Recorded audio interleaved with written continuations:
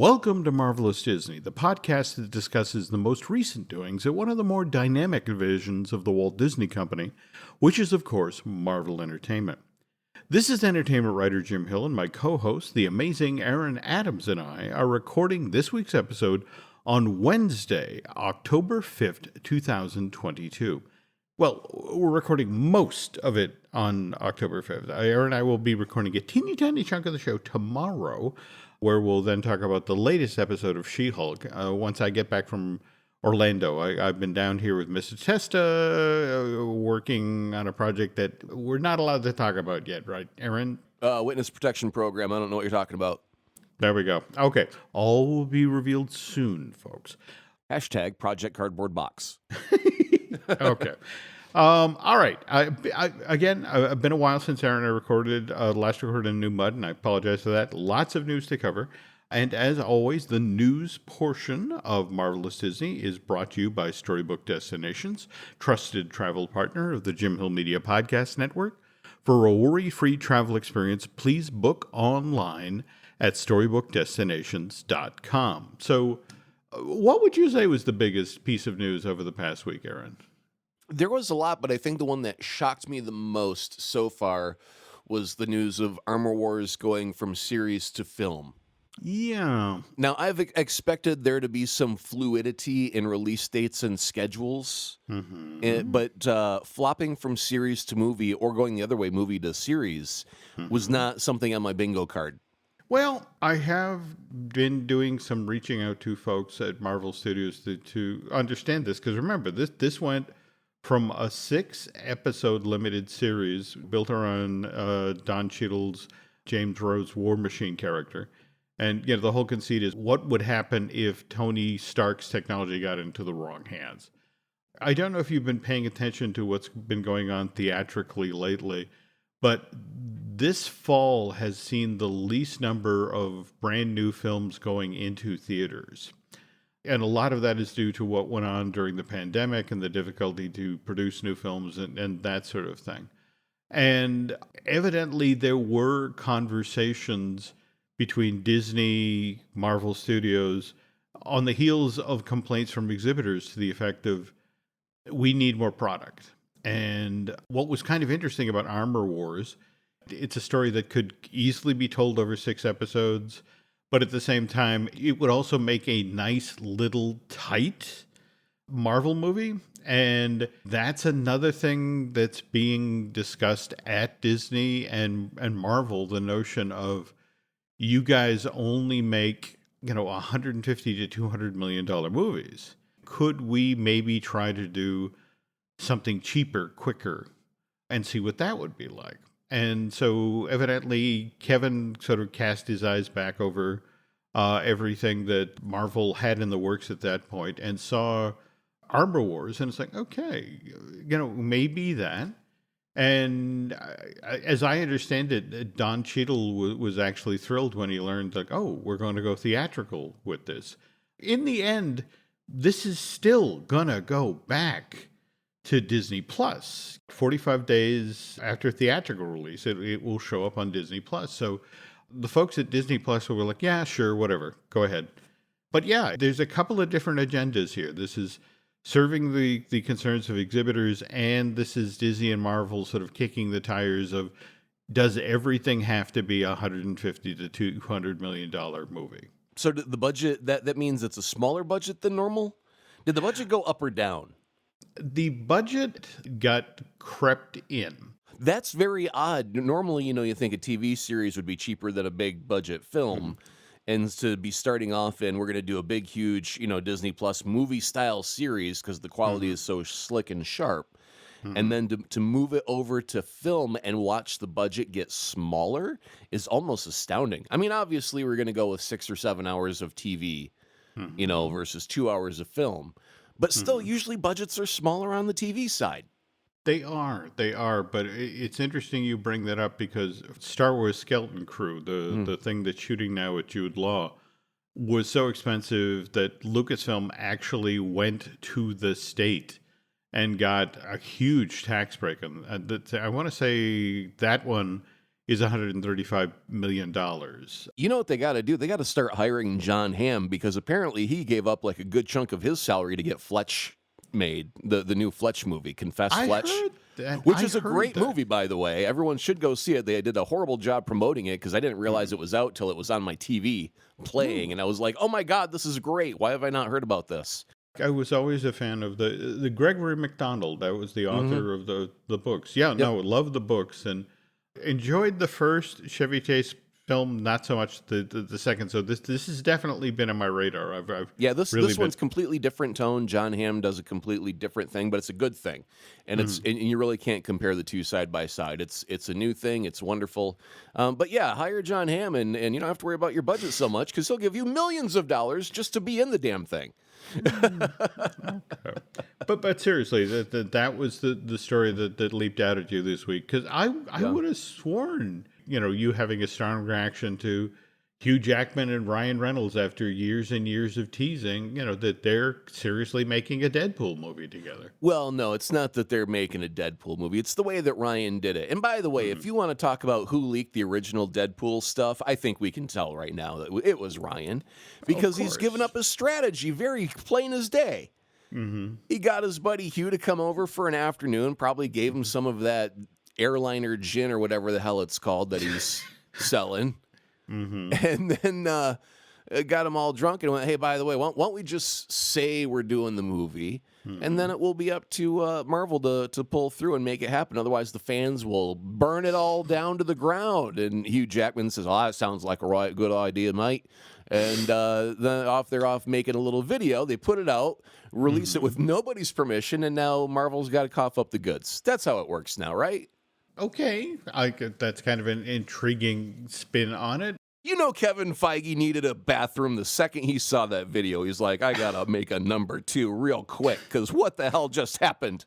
I have to admit, I've been fascinated by this project ever since, Disney announced, yes, we're doing this, and yes, it's going to be R-rated, and now fascinating that, we have Hugh Jackman as Wolverine, but, and there's been all this talk about, well, does this then screw up the ending of, the wonderful Logan movie? Well, no, because that's in our future, and that has no effect on anything. I did read a nice little tweet online that somebody had a wonderful creative idea to bring Deadpool into the MCU, and it just starts off the movie with Ryan Reynolds at his computer dragging all of the X-Men movies from a folder marked Fox into a folder named MCU, and that's it. That explains everything.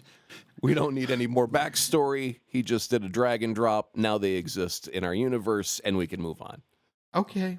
In fact, you unknowingly, you kind of pivoted to my next line of inquiry, because, correct me if I'm wrong, X-Men Origins, the Wolverine movie, the one that came out in May of 2009. Yeah, where they stitch his mouth shut. Yeah. Yes, but Ryan Reynolds was in that movie as Wade Wilson, right? Yeah, well, they make the joke about it all through the first Deadpool movie about what a joke that appearance was, and that the stupid execs, his nickname is the Merc with the Mouth. So what does Fox do? Well, let's get rid of his mouth. That'll make it key to the character, won't it, Jeff? I think so, Bob. 3 martini lunch for everybody. So yeah, it was just a stupid decision, and whoever the exec was deserves to get fired, because it was just the dumbest thing in the world. And Ryan had to deal with it because he's just a paid talent, and he has to do what the director and the script say, and that's what it said. Now that he had a little creative freedom over Deadpool, he made an absolute mockery of everything that they did with that character. So yeah, it's all fair play. Okay. Every so often, when I start to get serious and do the research and pull this stuff together, there's a little voice in the back of my head that said, you understand this is a comic book movie, right? Ever since Thor had the god Bow, the little animated Bow ball, I was like, well, anything can happen in the MCU right now, and I just don't care anymore. If you've got a little animated ball of food cheering as a god, then go ahead, bring Wolverine in. I don't care what universe he's from. I don't care if he's played by Hugh Jackman or Danny DeVito. It just don't matter anymore. Okay. When you go that crazy with certain things, it's like, it's all for fun now. I mean, the rules to me just don't seem to matter anymore. It's interesting. Again, you mentioned the rules don't seem to matter anymore. In 2 days' time, Wolverine, excuse me, not Wolverine, but Werewolf by Night, will debut on Disney Plus, standalone Halloween special of sorts. Mm. It's been kind of interesting, the reviews that have made it out, and obviously Aaron and I can't talk about it yet because we haven't seen it. But it really seems to have split people down the middle. Some really enjoy it for what they call an exercise in style, Right. and others complain that it is very much a departure from what the MCU has done to date. But let's face it, this is kind of Marvel dipping its toe in the horror field, because coming up is Blade. Well, I would say not just horror, but horror camp as well, Hmm. because it looks like it's got that comedic bend to it. And it is, Hmm. I want to say it is probably going to be more about style than it is substance, because Hmm. I don't necessarily expect Man Thing to come into Hmm. the MCU full force forever and ever right alongside, the rest of our heroes on a regular Hmm. basis. I don't know how much. I mean, it may connect into the MCU a little bit, but is it going to stick around and be a major appendage that we see often? I highly doubt it. It might Hmm. just come out during the Halloween season every once in a while, but um, I do think whether you like the style or you don't like the style, I think Hmm. it's a necessary exercise to keep the evolution of the MCU moving forward and trying new things and being bold enough to do a thing that may not work, but just to give it a shot and see what if the fans embrace it or not. I think at this point we do have to talk about the Blade reboot, Sure. which is now just 2 months away, less than 2 months from the beginning of production, and going to be released to theaters November 3rd, 2023. And so, did you see where Basim Tariq just walked away from this movie? And Mr. Tariq was not just the director of this film; he's also the screenwriter, and evidently Mahershala Ali was not really happy with the script. That it was only 90 pages long, and it's like, this is Blade. Where's Blade in the Blade movie? Were they telling it from a outside perspective where he kind of enters in, like the Predator or something, where he just makes appearances to get a kill and then disappears, and then you deal with vampires who are in a panic because Blade's around the corner in the shadows? I am trying right now my damnedest to get a hold of the original Basim Tariq screenplay, because supposedly that then keyed off of an earlier script that Tacy Osei Kufer had written, because right now evidently that all that material's been junked. Hmm. And Bo DeMeo, who wrote a number of scripts for Moon Knight, has been tapped to write a whole new script for Blade. But again, it's like, but they still want to make the 2 months from now production start, which to Well, me just there's crazy. there's a couple of things. First of all, when you're in the writing, remember like the whole Edgar Wright situation with Ant-Man when he Hmm. departed, and that was creative differences. And I don't think anybody was a villain in that Hmm. scenario. It wasn't like one was getting picked on or pushed around or anything like that. It was just, I can see you want to go left in the fork in the road, and I would like to go right. So let's Hmm. do that. You go left, I'll go right. Hmm. And they parted ways. And I think that might be a thing when you're going to be the director and the writer. Hmm. You've got a really, really super strong vision, because not only do you have the eye to bring those scenes to life, but you've actually written the words to the page, and so you're like super connected to it in two different ways mentally. Hmm. And there comes a point where someone, especially the main lead actor, if they're not thrilled with it, I'm sure that there's going to be some discussion to have to bring that person in, because they've got to be confident in their work. They're the actor. They're going to bear their soul on the stage, right?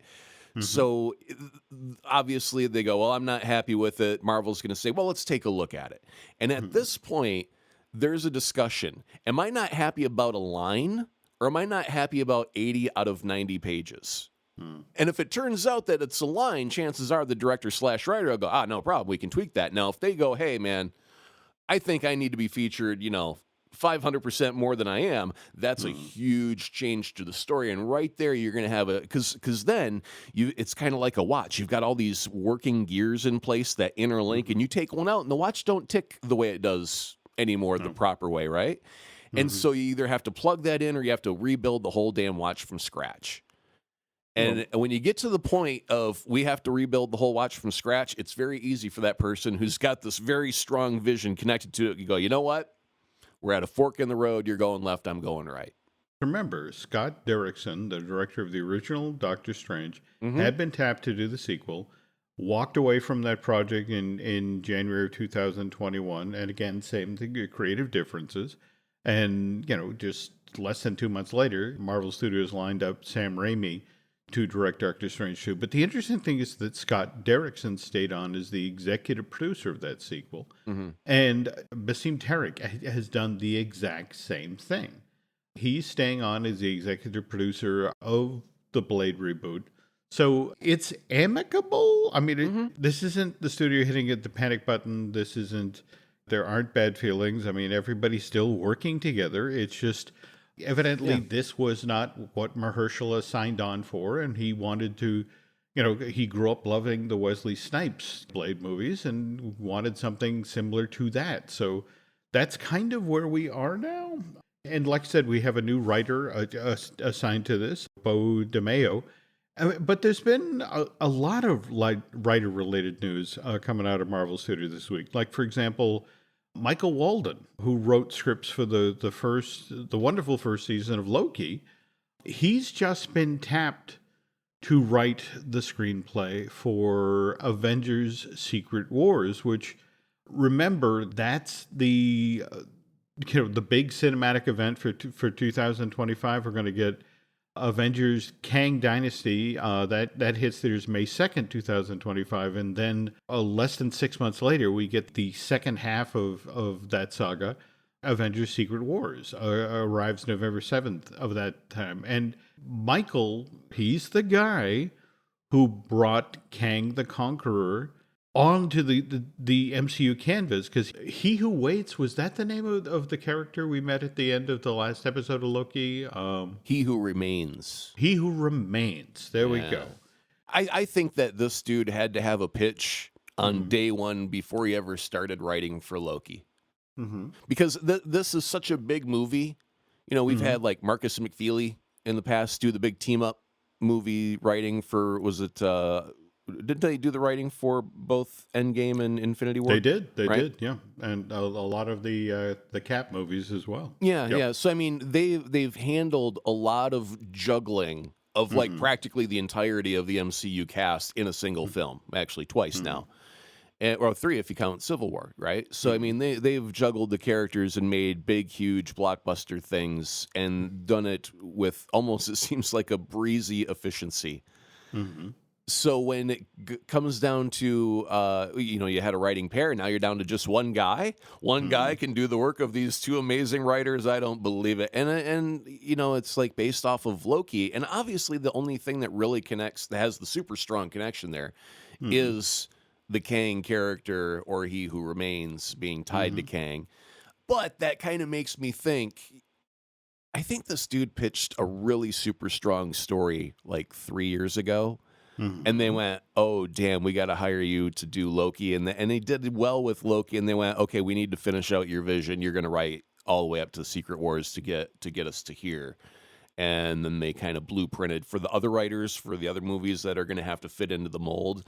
I think this is the guy that made the original mold for the Secret War blueprint. And Feige got excited, went, yep, you're hired. You're the guy. That's fascinating. Let me see if I can get somebody to corroborate that. This guy was also one of the writers for Multiverse of Madness, and so he's got 2 credits already in the MCU. And I mean, Multiverse of Madness was really, really good, but I don't see that being the thing where someone looks at that movie and goes, "Oh, this is the guy that writes Secret Wars." But I could see that with the way that he was approaching Loki season 1 and the way that they utilized He Who Remains, and I think that he might have a further arc in mind that he may have pitched at one time. Worth noting here that he does have one other Marvel-related credit. Oh, okay. He helped write the Avengers Quantum Encounter show for the Disney Wish. The thing where Ant-Man and the Wasp and various other characters entertain guests during dinner. Wait a minute. So he wrote a dinner show? Isn't that kind of like when you're a failed actor and you have to go to Boca Raton and do Death of a Salesman for the The steak crowd at 5 p.m. Soap Dish. I love that movie. Kevin Kline. Yes, he did a wonderful job. Yes, normally that would be a thing, but again, this is for the Disney Wish with lots of money behind it. Though, Sure. while Len and I were cruising on the Wish, we got word that they had already changed the Avengers Quantum Encounter show because the earliest iteration of the show was actually frightening children. So Oh, it's really? like, yeah, kind of intriguing there. And speaking of sort of Disney Imagineering related information, got a wonderful story just today about Disney a couple of years ago got in bed with Boeing with the notion that they wanted to have, as part of Star Wars Galaxy's Edge, they wanted to have drones of X-Wings and the TIE fighters actually fly overhead of these lands to give them kinetics. And Disney Legal looked at the drones and then looked at where they'd be flying them over guests, and it's like, no, this is not happening. The only way we would consider this is that, you had to put control towers, you had to have two sets of eyes on these heavy drones at any one time when they took off and they landed there. So it meant every time one took off, you had to have two cast members sign off on this sort of thing. But the kicker is that they weren't just designing Star Wars related stuff. For the Avengers campuses around the world, they wanted to fly in and out every day a Quinjet. So the Quinjet that's parked on the roof right now of the building, supposed to be the queue for the King Thanos attraction, I think we were talking about on the last show, that thing was supposed to fly. The full size thing? The full size thing. Get out of here. Now I'm thinking like you're talking like a little styrofoam model or something. Sure, I could see that happening. And you'd also have this really unique opportunity to sell the brand new Mickey ears attached to hard hats that you wear at construction sites for all of the guests in case you do have a falling drone. It's not only a safety feature, it's a wonderful gift to take home and show the rest of your family. But besides that, no, a full-size one, no, that's just crazy talk. I can't imagine that. Go check out when the Galaxy's Edge opened at Walt Disney World in December of 2019. You can actually watch footage from that. Disney Legal agreed for one night for the opening of this land to allow these things to fly overhead, but it was a one-off. Whoa, wait a minute. Hold up. You're missing the big story here, Jim. That means that them flying things still exist somewhere in a garage or in storage. Okay, we've got a new heist. Hey, wait, you're in Florida. Okay. Little extra meeting after the game, a little post-game workup show. How much room you got in your onboard storage on the flight? Is it enough for a drone? You know what? I got a different way to get you home. You'll fly yourself. No problem. There we go. But again, if you hammer on Star Wars drones, Disney World Galaxy's Edge, you can actually see photos of these things parked in the parking lot for Disney's Hollywood Studios and get a sense of, they weren't full size, but they were big enough so that when they flew overhead and if they flew quickly, you'd buy into that's an X-Wing and that's a TIE fighter. Now, you've seen the guys that invented the kind of like Iron Man suit where they've got like 3 or 4 jet engines attached to each arm and leg. And can fly over water and stuff. I'm really waiting for them to try that as the next step to bypass the drone because it's unmanned, right? You could go wrong, but if you got a pilot, well, you can divert it, in case you have an accident. So why not just build kind of like a little plastic suit around those giant engines, strap a cast member into it, send them off into the sky. Good luck, Bob. We're cheering for you.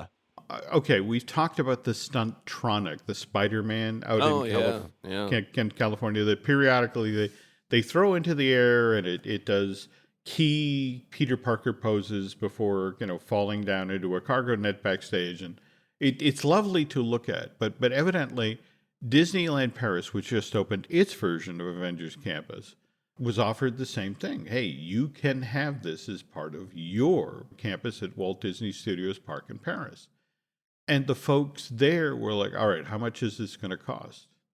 And the Imagineers told them. And the French were like, wait a minute, For that exact same number, I can put 20 cast members in Marvel outfits in this land every day, walking around, interacting with guests, posing for photographs, signing autographs, as opposed to a figure that gets thrown through the air every hour or so, and is a photo op for people who know where to look, and for the tenth of a second that it's up in the air. And for the French, it was a no-brainer. It's like, start sewing the costumes now.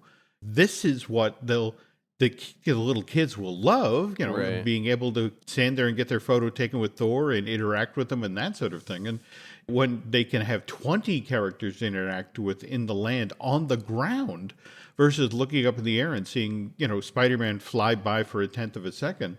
It's like, no, that's not where the value is. Go make 20 costumes. So that's why that wound up there. So anyway, one final question before we wrap up the first half of the show here. The other obvious big news dropped on Monday. We now have our Really For Real trailer for Black Panther Wakanda Forever, which, again, November 6th, just a month from tomorrow. What did you think of the trailer? I'm still, I feel that I am like many people of it is going to be so hard to accept a Black Panther movie without the Black Panther that we know. So I think it's finally time that Marvel gave up the goods and said, okay, there really is going to be a Black Panther, guys. Obviously, it's a change, but there's still a Black Panther presence, and the mantle is being passed, so to speak. The other thing is, I'm still rather enamored with the design of Namor. The Aztec Incan type jewelry and stuff, I think, is just a great new look that seems to fit somehow. The thing that I got from the very first trailer was that he was going to have the wings on his ankles. I always wondered if they were going to do that when Namor finally hit the screen. So when they do the baby shot of him being birthed in the water, if you look very closely in the first trailer, you can see he's got wings on his ankles. But to see him fly, oh my goodness, this trailer brought the goods on what's Namor going to look like when he is ready to whoop some ass. And the flying thing, I mean, it almost kind of looked like a speed skater across ice, the way that he was shot in one scene, which was just beautiful. And then there's the other scene where he's hovering, and the very first thing that popped into my mind, I jumped on Twitter and blasted out at the world. Hey, at Red Bull, it's Kevin from the Marvel Studios. Have we got a slam dunk of a promotional idea for you guys? Oh, that's funny. Yeah. That's funny. Okay. Well, speaking of getting our first looks at characters, or up close looks at how they'll be used in Black Panther Wakanda Forever, we do get a few images of Riri Williams. In fact, her earliest version of her suit. And again, this is how it happens, folks. Information more often than not leaks out in weird ways. And Was this from the toys leak? It was, yes, Yeah. the Marvel Legends outfit. And it looked good. I was really surprised by. I mean, I'm glad they're not just straight up ripping off an Iron Man suit and putting another person in it. Like, she's rebuilding it from the ground up with her own design. And I think it looks great, and it's its own unique. I want to say silhouette. You know how it's like each character, you could put them in a strong silhouette, and you know exactly who their identity is just by the shape of that silhouette. If it's Cap, look for a big circle on the arm. That gives it away. This is going to give off a very strong silhouette. It's going to have a very strong presence on screen. I'm very much looking forward to it. Well, other things that I'm hoping you're looking forward to, because in much the same way that Riri's official suit, leaked out through the Marvel Legend toy line. Have you seen the Spider-Punk character? Oh, God, yeah. Yeah. Spider-Punk's been around for a while, and matter of fact, I've come very close to ordering the Hot Toys Spider-Punk that comes with a guitar. But for listeners who have never seen Spider-Punk before, he wears a jean jacket vest, and he's got like the punk rock. You know how you've got the spikes on the wristbands? He's got a mohawk spikes in his little mask, and he just looks so crazy cool. And he slings a guitar, And He he does. plays a mean sixth string. He does. He Anyway, does. He does. But what's interesting is that the toys for Across the Spider-Verse have begun to leak. And one of the things that was shown is that, when that film arrives in theaters, you will be able to get your Spider-Punk action figure. So all this cool stuff headed our way. well, there have been like 101 permutations of Spider-Man and the character throughout the years obviously from Peter to Miles, but then you've got Gwen with the Ghost Spider, and then Spider-Man 2099. It's just like it's evolved, it's been retold, it's been recast, it's been redone. So now you finally get movies like Across the Spider-Verse where you get to bring them all together, and like whoever the hell thought Punk Spider-Man was ever going to show up on screen for any reason ever, and now you got a legit reason to bring them out. So it's exciting to be able to get to crawl into all these niche corners of the Spider-Verse, as well as the new stuff in the MCU coming, like Man-Thing and Werewolf by Night, and I think it will invigorate because some people are like, it's so boring, it's getting old, it's getting tiresome to keep track of all the details, it's more like homework than it is fun, and these are the things that bring the fun back. Where you don't have to worry about the Easter eggs. You just watch a black and white campy horror movie because it's Halloween time. Well, speaking of bringing the fun back, after this commercial break, when Aaron and I get back, we will have seen the most recent episode of She-Hulk, which features the return of a certain Marvel superhero who was on Netflix for a while. But first, this. Wish you could become a morning person? You know the type, up before the sun, early morning runs, first one to the office with donuts and a smile. How do they do it? Easy. With the new Galaxy Watch 8, sleep tracking and personalized insights from Samsung Health help you improve so you can wake up to a whole new you. One who, dare I say it, skips the snooze? It's possible. Train your sleep with Galaxy Watch 8. Learn more at Samsung.com. Requires compatible Samsung Galaxy phone, Samsung Health app, and Samsung account. The family that vacations together stays together. At least, that was the plan. Except now, the dastardly desk clerk is saying he can't confirm your connecting rooms. Wait, what? That's right, ma'am. You have rooms 201 and 709. No, we cannot be 5 floors away from our kids. The doors have double locks. They'll be fine. When you want connecting rooms confirmed before you arrive, it matters where you stay. Welcome to Hilton. I see your connecting rooms are already confirmed. Hilton, for the stay. Icy Hot Pro with 2 max strength pain relievers. Targets multiple pain receptors. Ice works fast, heat makes it last. It may not sound like it, but it's a full day later, or damn near, and Aaron and I have seen the penultimate episode of season 1 of She-Hulk, Ribbit and Rip It.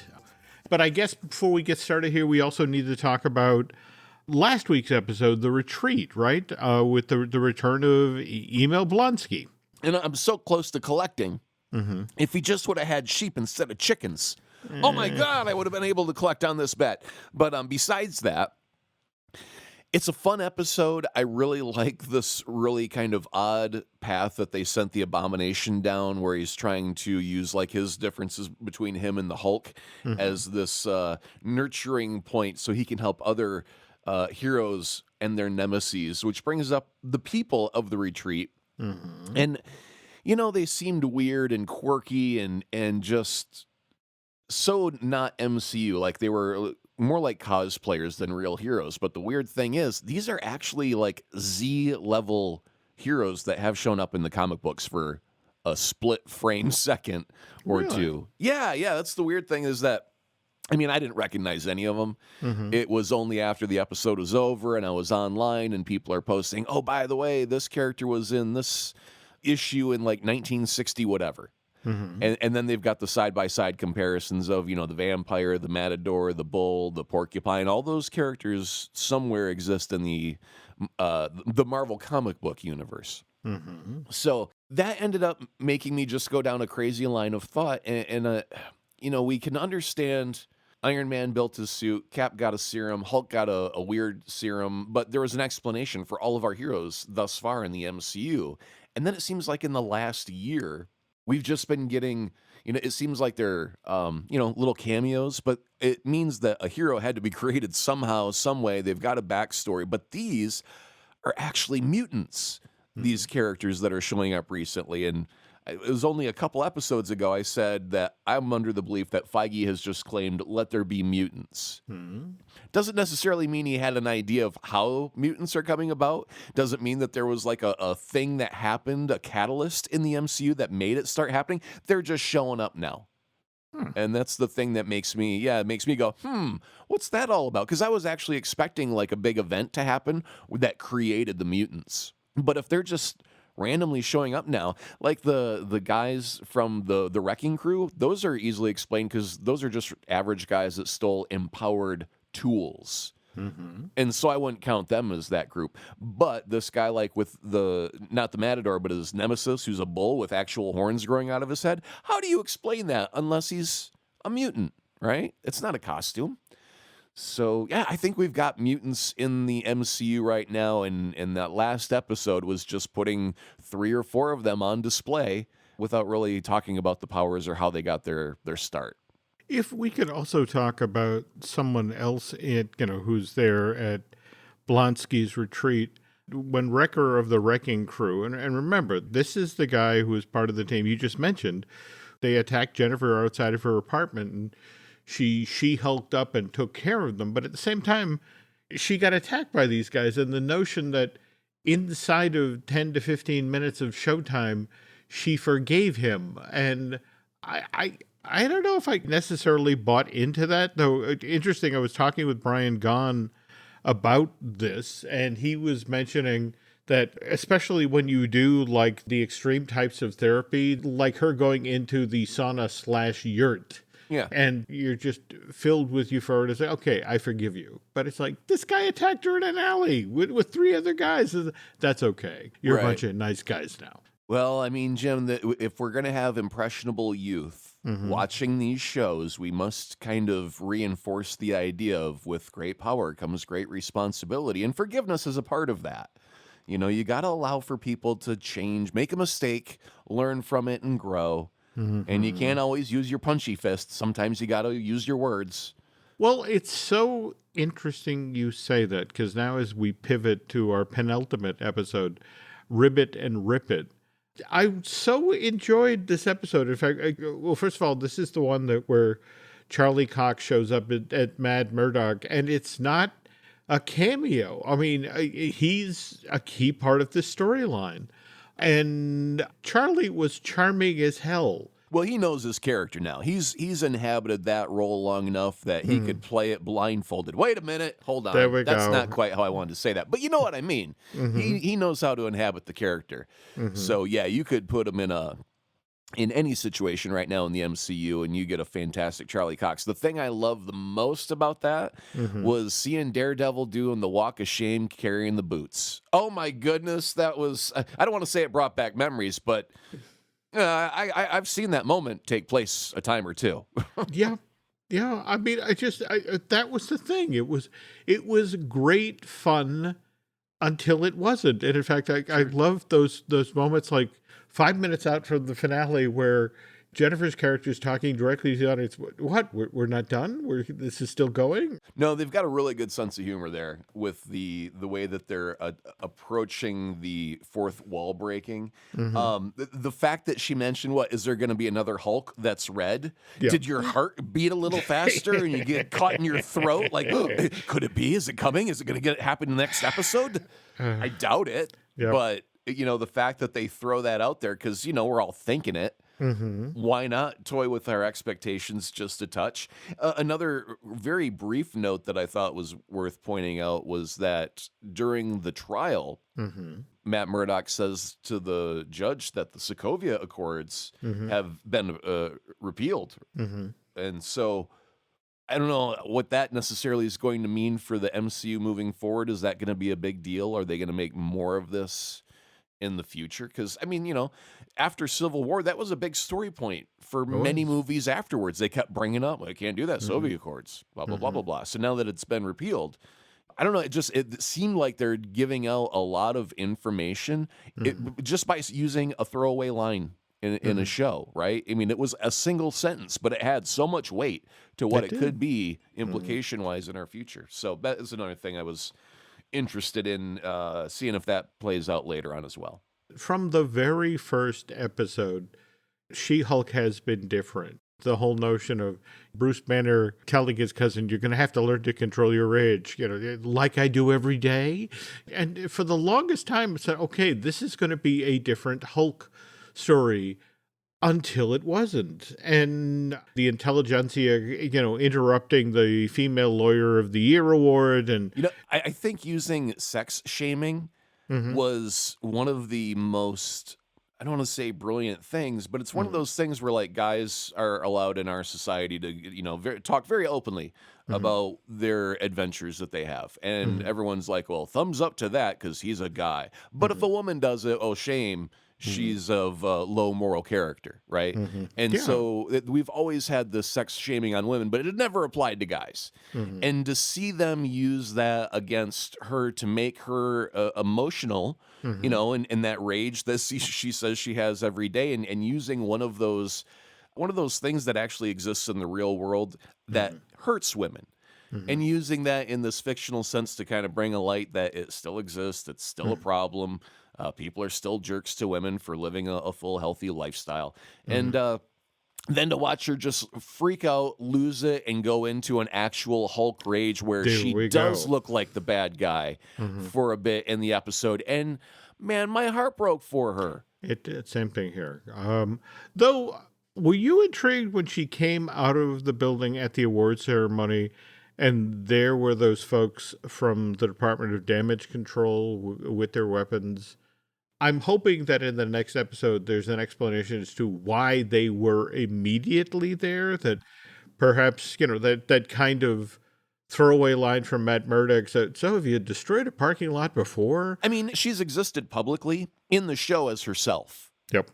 So, I mean, if she's got an iPhone, it's like drop a pin, you know where she's at all times. And I think, if you're a fictional government agency that's tracking down heroes to keep an eye on what they're doing and such, I would have a damage control station next door to her apartment.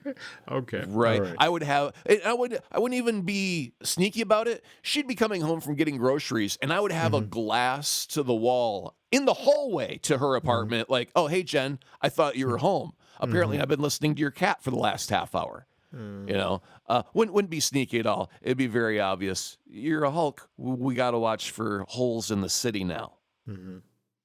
Well, I have to say, the episode right up until that point, between the obvious chemistry between Charlie Cox and Titania Maslany. Maslany. Damn it. I keep trying and I get it wrong. No, they were so great together. And it's just sort of... Yeah. And to have the carpet ripped out from under like that, and to see the shock on her boss at JKNL, and likewise her parents, and it's like, oh. So we're all tuning in next week to see episode 9 of this and to see where it goes. And one thing that I do want to investigate further before we wrap up is specifically about the Daredevil costume, because we saw it teased as being red and yellow, and then throughout the lighting schemes, you get the kind of the red costume, the yellow helmet, and some yellow pads on the arms, and I think on the legs as well. But then they put him in a blue hallway. And blue on red, it creates black, which actually look kind of cool. But then the yellow and the blue, I think, kind of creates like a greenish tone. But, I was excited to look at the new costume, but they kept putting it in weird lighting, and I could never get a real true sense of what it would look like in broad daylight until you get the walk of shame. Then you get a better look at it there for a minute. But that you do. Yeah, I want to know when we get to Daredevil Reborn, is he rocking the same costume? Is it the same color scheme? Or does he go? Because I mean, Daredevil Yellow was a series of comics for a little while that just featured him in his yellow costume. So I wondered, is this hinting that we're going to get the full yellow Daredevil at some point? Or are we going back to red? What's going on with the costume? But it was interesting to see. If what we're hearing is true about the Daredevil Reborn series, they start shooting in February, and they're supposed to go for months. So I would imagine, given how people surround the Marvel sets, we'll have an answer to your question very, very soon. So like I said, Aaron and I will definitely be watching and then chime in on our thoughts on the final episode of what I'm hoping is the first season of S.H.I.E.L.D., because I really enjoyed the show. I'd love for it to come back. Likewise, we'll have our thoughts about Werewolf by Night, which actually becomes available for viewing midnight tonight, West Coast time. So in the meantime, folks, while you're waiting to hear Mr. Adams and my opinions about that sort of thing, Aaron, where can folks find you online? Well, oddly, I'm on Fans Only. Because it's gotten, no, just hear me out. It's gotten really, really hot in the studio, and I cannot afford the air conditioning. So my wife said, Fans Only. And I said, okay, but it makes a lot of noise in the background with the So anyway, besides that, I'm on Twitter as well. Oh, okay. At Azaprod, if you want to find me there. What did you think I was talking about, Jim? I was inches away from hitting the parental control button. Okay. Very nice recovery. Okay, moving on. You can find me on Twitter and Instagram as Jamil Media, and over on Facebook as Jamil Media News. Look forward to seeing you folks there. Likewise, just want to remind you, a couple other podcasts we do here. We have, of course, Disney Dish that I do with Len Testa. We also have Looking at Lucasfilm with Brian Gahn. I will be recording a brand new Fine-Tuning with Drew Taylor tomorrow night, and we'll get that out the door as well. If you could head over to Apple Podcasts and rate and recommend the show you're listening to right now, Marvelous Disney, that would be helpful. Likewise, if you really, really, really like what you heard here and you want to go to Bandcamp and subscribe, that would be cool too. And I think that will do it, Aaron. So we will be back soon with a brand new show next week. Until then, folks, thanks for listening.